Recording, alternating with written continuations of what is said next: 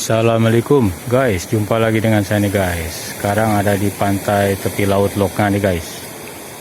Jadi pantai yang berkarakter batu nih guys. Jadi pantainya berkerikil, jadi ada banyak batu.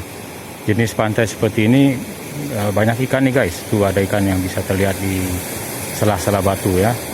Ikan-ikan laut yang bermunculan saat ombak datang, mereka membawa ikan ke pantai. Nah itu guys, ikannya indah sekali tuh guys. Jadi pantainya ini pantai berbatu di daerah Lokna, Aceh besar. Jadi jenis pantai yang ada di Lokna ini macam-macam nih guys. Ada yang berpasir putih, ada juga yang berbatu. Nah khusus pantai yang berbatu ini bisa kita temui ikan-ikan indah nih guys. Ikan-ikan yang hidup di dalam laut. Nah itu ada kepiting juga itu.